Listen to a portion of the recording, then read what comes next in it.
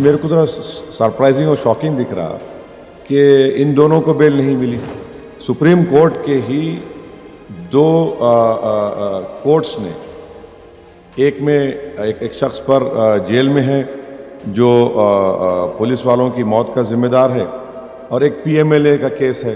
तो पीएमएलए भी यूएपीए की तरह टफ है, एकदम सख्त है। मेरे को सरप्राइजिंग नज़र आ रहा है कि इन दोनों की बेल नहीं हुई। अब ये तो कानून के जो एक्सपर्ट हैं वो बताएंगे। इस बात को समझने की ज़रूरत है, वो तमाम जायदाद जो है वो वफ़ की है और 1970 का वफ़ का गज़ीट है। मैं आपके सामने पढ़ के सुना रहा हूँ। एंट्री नंबर 40, 1970 की वफ़ की गज़ीट।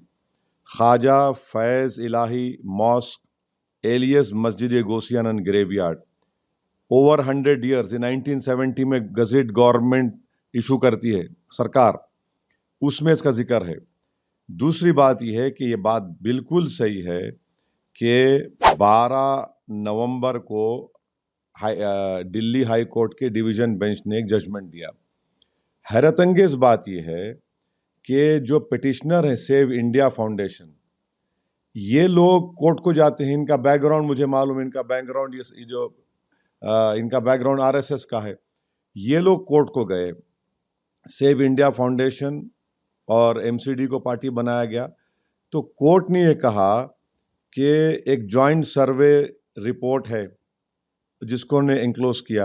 अच्छा, ये जॉइंट सर्वे में कंडक्ट कौन कर रहा है? एमसीडी के लोग, डीडीए के लोग, और आपके एलएनडीओ के लोग, रेवेन्यू डिपार्टमेंट के लोग और पुलिस ऑफिशियल्स। भाई, जब जायदाद वक्फ की है तो वक्फ क्यों नहीं है सर्वे में? सर, 1970 का वक्फ का गज़ीट एंट्री नंबर 40 वो लिख रहा है कि 100 साल पुरानी वक्फ है ये। सर्वे हुआ, सर्वे में ये लोग नहीं है। और तीसरी हैरत अंगेज बात यह है कि ये कोर्ट के ऑर्डर में कोर्ट ने कैसे तय कर दिया कि जमीन उनकी है? कोर्ट को यह चाहिए था कि वो वक्फ ट्राइब्यूनल तय करता, वक्फ ट्राइब्यूनल को नहीं गया। चौथी बात यह है कि जब कोर्ट ने कहा कि एलडीओ की है, तो उस वक्त दिल्ली वक्फ बोर्ड के एडिशनल स्टैंडिंग काउंसिल बैठे हुए थे कोर्ट में, इन्होंने कोई इतराज नहीं किया। पांचवी बात यह है कि कोर्ट ने कहा कि एमसीडी के डिप्टी कमिश्नर को, भाई डिप्टी कमिश्नर अपने ही मामले में कैसा फैसला करेगा बताइए? ये तो प्रिंसिपल्स ऑफ नेचुरल जस्टिस के खिलाफ है। तो इसीलिए दिल्ली वक्फ बोर्ड को चाहिए था कि इसमें पार्टी बनते, ये जो ऑर्डर आया, और उसको बताते कि भाई ये 1970 की गज़ीट हमारे पास है, ये वक्फ की प्रॉपर्टी है। तो ये नहीं किया गया। फिर जब ये ऑर्डर आ गया तो दिल्ली वक्फ बोर्ड को और वहां की कमेटी को इसके खिलाफ रिव्यू डालना था। हाई कोर्ट ने जरूर कहा कि 3 महीने के अंदर, माने फरवरी तक टाइम था, ना दिल्ली वक्फ बोर्ड रिव्यू डाला, ना वो कमेटी के लोग रिव्यू डाले। और नतीजा क्या निकलता है कि वहां पर वक्फ की जायदाद को, क्योंकि कोर्ट को आप जाकर पार्टी नहीं बने और कोर्ट ने एक गलत फैसला लिया प्रॉपर्टी का, वो तो वक्फ ट्राइब्यूनल डिसाइड करना है कि कौन उसका मालिक है या नहीं। तो इसीलिए, और एक चीज, ये जो वक्फ है, ये वक्फ दिल्ली वक्फ बोर्ड को हर साल वक्फ चार्जेस दे रहा है 20%। दिल्ली वक्फ बोर्ड लिखता है 70%। तो ये केस चल रहा है अभी हाई कोर्ट में। तो इससे साफ तौर से मालूम हो रहा कि ये जो एलडीओ है, ये LDO ministry of urban affairs के तहत है। तो मरकजी हुकूमत और दिल्ली की मिलकर, और उस वक्त का जो एडमिनिस्ट्रेटर वक्फ बोर्ड का था और एमसीडी का हेड था, एक ही आदमी था। ये इसलिए कि मैं वक्फ का मेंबर था, मेरे को मालूम इसमें, और वकीलों से बात किया मैं। तो ये सरासर गलत है। अहम बात यह है कि प्लेसेस ऑफ वर्शिप एक्ट 1991 क्या है बताइए फिर? 1947 15 अगस्त में जगह मस्जिद थी और ये सब मस्जिद की हिसार में था। कैसा आप लोग करिए? पार्लियामेंट का कानून है, उसको भी बाला तायक रख दिए, तो उसको भी धज्जियां उड़ा दिए। तो इसीलिए हम कह रहे हैं कि ये एक बड़े मंसूबाबंद तरीके से कोर्ट के सामने जाकर ना दिल्ली वक्फ बोर्ड गया, ना ये कमेटी वालों का काम था कि जाकर कोर्ट को बताते। और ये जो एमसीडी है उनको मालूम गजट है, गवर्नमेंट को, तो गवर्नमेंट का हिस्सा है ना। एलडीओ वाले भी तो गवर्नमेंट का हिस्सा है, गजट का हिस्सा इनकार करते हो लोग।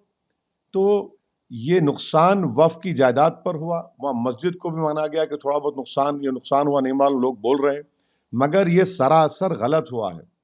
इसीलिए उम्मीद करते हैं कि दिल्ली वक्फ बोर्ड और वहां की मैनेजमेंट कमेटी फौरन सुप्रीम कोर्ट को जाए और जाकर ये तमाम हकीकत सुप्रीम कोर्ट को बताए और स्टेटस को ले वहां पर।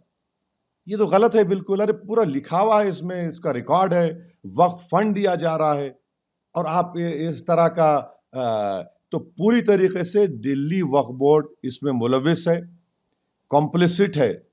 और उनकी ये नादानी नाहिली नहीं है, बल्कि डेलिबरेट ये लोग आंख बंद कर लिए। और फिर ये जो जो पिटिशनर है, तो सबको मालूम, ये लोग हर जगह जाके इस तरह की चीजों को उठा रहे। तो ये इस फैसले के खिलाफ फौरन एसएलपी डालकर स्टेटस को लेने की बहुत जरूरत है, मगर वक्फ की जायदाद का नुकसान हुआ इसमें। देखिए, आज अगर आप एक अंग्रेजी न्यूज़पेपर टाइम्स ऑफ इंडिया देखेंगे, उसमें दो रिपोर्टें हैं। एक ये कि सुप्रीम कोर्ट ने बेल दिया है एक एमटेक चेयरमैन को जो 16 महीने से जेल में था, और जस्टिस संजय कुमार और जस्टिस आलोक राधे साहब का ही जजमेंट है, बेल का ऑर्डर है कि right to speedy trial enshrined in article 21 of constitution is not eclipsed by the nature of the offence. एक ये हो गया। दूसरा एक और है केस जिसमें एक शख्स है जो नक्सलाइट एक्टिविटीज़ में, वो उस एक्यूज़ का नाम है कैलाश रामचंदानी। तो ये इनके ऊपर इल्ज़ाम है कि इनकी वजह से 15 पुलिस के अहदेदारों की मौत हुई आईईडी ब्लास्ट में। ये बेल ऑर्डर दिया गया है सुप्रीम कोर्ट के चीफ जस्टिस हैं उसमें, और जस्टिस बागची हैं, और उसमें ये लिखा गया है कि there must be a speedy trial which is possible only when the government sets up exclusive special courts to try cases of this nature. Since there are many cases pending with trial judge and prosecution has cited many witnesses, the trial is not going to conclude in the near future. Chief justice of India ने जिस आदमी पर इल्ज़ाम है IED blast के ज़रिए 15 police के लोगों की मौत हुई, उनको बेल दिया। और दूसरा जस्टिस संजय कुमार साहब और जस्टिस आलोक आरदे साहब ने एक एमटेक चेयरमैन को पीएमएलए केस में, देखिए पीएमएलए में ट्विन टेस्ट होता है, तो इन दो केसेस में बेल दे दिया गया। अब ये समझ मेरे को थोड़ा सरप्राइजिंग और शॉकिंग दिख रहा कि इन दोनों को बेल नहीं मिली। सुप्रीम कोर्ट के ही दो कोर्ट्स ने, एक में एक शख्स पर जेल में है जो पुलिस वालों की मौत का जिम्मेदार है, और एक पीएमएलए का केस है। तो पीएमएलए भी यूएपीए की तरह टफ है, एकदम सख्त है। तो मेरे को सरप्राइजिंग नज़र आ रहा है कि इन दोनों की बेल नहीं हुई। अब ये तो कानून के जो एक्सपर्ट हैं वो बताएंगे, मगर मुझे तो समझ में आ रहा है कि जब दो केसेस में आर्टिकल 21 का जिक्र हो रहा, दूसरी जगह कहा जा रहा है कि स्पीडी ट्रायल नहीं हो रहा, और ये लोग इतने दिन से हैं, ये साहब जिन पर इल्ज़ाम है कि उनकी वजह से 15 पुलिस के लोगों की गठी चोली में मौत हुई, तो ये भी तो 5.5-6 साल से हैं। तो दूसरी बात यह है कि जो लोगों की बेल हुई हम उसका वेलकम करते, मगर उन पे जो कंडीशंस लगाए गए वो बहुत ही सख्त कंडीशंस हैं। तो माने वो कंडीशन देखकर एक शायर का शेर याद आया कि ये दस्तूर ज़बाबंदी है कैसी तेरी महफिल में, ये दस्तूर ज़बाबंदी है कैसी तेरी महफिल में, यहाँ बात करने को तरसती है ज़बां मेरी।